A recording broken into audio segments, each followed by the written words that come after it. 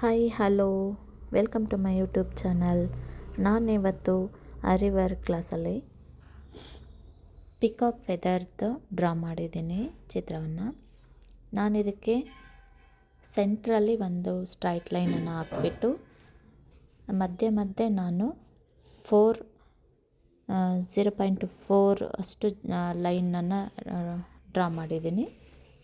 ಹಾಗೆಯೇ ಇಲ್ಲಿ ನಕ್ಷೆಯನ್ನು ತಗೊಂಡು ಆ ಲೈನಲ್ಲಿ ಹಾಕಿದ್ದೀನಿ. ನಂತರ ಇಲ್ಲಿ ಜರ್ದೋಸಿಯನ್ನು 1 by 1 ಆಗಿ ನಾನು ಮಾಡ್ತಾ ಹೋಗ್ತಾ ಇದ್ದೀನಿ.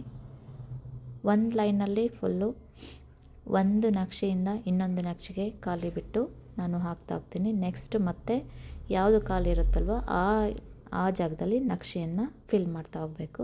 ಇದಕ್ಕೆ ನಾವು ಜರ್ದೋಸಿ ಮ್ಯಾಟ್ ಫಿಲ್ಲಿಂಗ್ ಅಂತ ಹೇಳಿ ನಾವು ಕರಿತೀವಿ.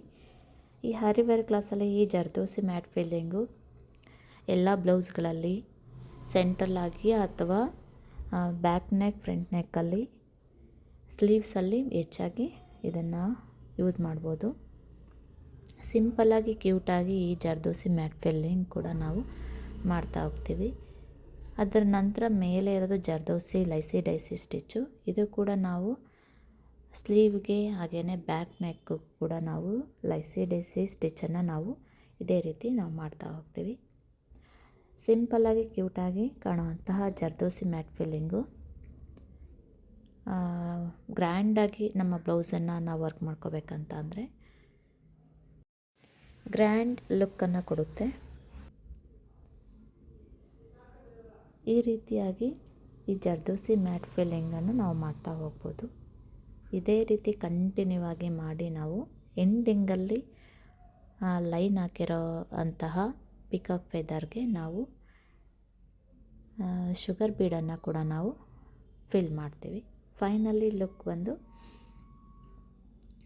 ಕಾಣಿಸುತ್ತೆ. ಅದು ಎಂಡಲ್ಲಿವರೆಗೂ ನೀವು ನೋಡಿದ್ರೆ ಆ ಮ್ಯಾಟ್ ಫಿಲ್ಲಿಂಗ್ ಹೆಂಗಿರುತ್ತೆ ಹಾಗೆಯೇ ಶುಗರ್ ಬೀಡ್ ನಾವು ಎಲ್ಲಿ ಯೂಸ್ ಮಾಡಿ ಎಂಡಿಂಗ್ ಕೊಡಬೇಕು, ಫಿನಿಶಿಂಗ್ ಕೊಡಬೇಕು ಅನ್ನೋದು ಕೂಡ ಗೊತ್ತಾಗುತ್ತೆ. ಪೂರ್ತಿಯಾಗಿ ವಿಡಿಯೋ ನೋಡಿ ಇದೇ ರೀತಿ ನೀವು ಫಾಲೋ ಮಾಡಿ ನೀವು ನಿಮ್ಮ ಬ್ಲೌಸನ್ನು ಡಿಸೈನ್ ಮಾಡಿ ವರ್ಕ್ ಮಾಡಿ ಎಂಜಾಯ್ ಮಾಡಿ. Thanks for watching. ಧನ್ಯವಾದಗಳು.